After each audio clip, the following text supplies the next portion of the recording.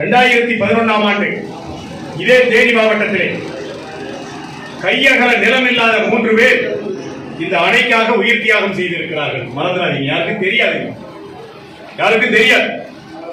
2011 December மாதம் 24ஆம் தேதி தேனி மாநகரத்திலே ஒரு வேன் ஓட்டி பிழைக்கக்கூடிய ஜெயபிரகாஷ் நாராயணன், வயசு 27, கல்யாணம் முடிக்கிற.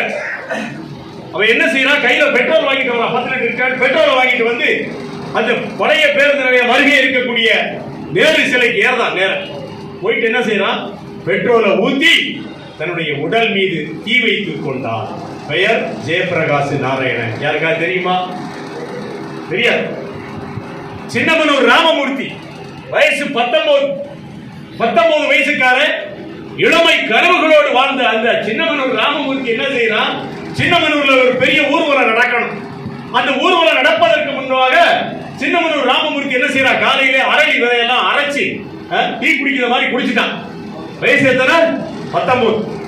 குடிச்சிட்டு ஊர்வலத்துல முதல் வரிசையில வர, நாங்க 4வது வரிசையில வந்துகிட்டு இருக்கோம். கொஞ்சம் தூரம் கூட வரல, சுருண்டு விழுகிறான். ஆஸ்பத்திரிக்கு தூக்கிட்டு போனாங்க, செத்து போயிட்டான். வயசு எத்தனை? 19. சின்னமனூர் ராமமூர்த்திய எனக்கு இங்க இருக்கிற எத்தனை பேருக்கு தெரியும்? எனக்கு தெரியும். சீலைப்பட்டியில சேகர்னு ஒருத்தன் பிறந்தான், தேமுதிக கட்சியினுடைய மாநில கொள்கை பரப்பு செயலாளர். அவன் என்ன செஞ்சான் தெரியுமா, தன்னுடைய தலைவர் விஜயகாந்த் வெற்றி பெற்றிருக்கக்கூடிய விருத்தாச்சலத்துக்கு போறான். 10 முழம் கயிறை தேனியில வாங்கிக்கிட்டு போயிட்டு என்ன பண்றான், விருத்தாச்சலத்துல ஒரு அறை எடுத்து தங்கி பக்கம் பக்கமா தன்னுடைய தலைவர் விஜயகாந்த் அவர்களுக்கு கடிதத்தை எழுதி வைத்து விட்டு அங்க இருக்கக்கூடிய அந்த காத்தாடியில அந்த 10 முழம் கயிறை போட்டு என்ன செஞ்சான், செத்து போயிட்டான். அவனுக்கு 2 பிள்ளைகள். அந்த சேகரோட பொண்டாட்டி யாருக்கா தெரியுமா? செத்து போன சேகரோட பிள்ளைகளை நம்ம யாராவது பார்த்திருக்கிறோமா? பார்க்கல. அப்ப நாம விவசாயிகளாக போராடுகிறோம். அண்ணன் சொன்னதுக்கு தான் அந்த பதில். வியாபாரிகளாக போராடுகிறோம். இங்க இருக்கக்கூடிய இந்த கம்ப நகரத்துல ஒரு சவரக்கடை வைத்திருக்கக்கூடிய ஒரு தம்பியினுடைய உணர்வு தான் இங்க இருக்கக்கூடிய ஒரு விவசாயினுடைய உணர்வு என்பதை நாம் மறந்துடக்கூடாது. அதான் மறந்துடக்கூடாது. நம்முடைய ரத்தத்தோடு சதையோடு முல்லை பெரியாறு கலந்து இருக்கிறது. அந்த 3 பேரை நம்ம மறந்துட்டோம்.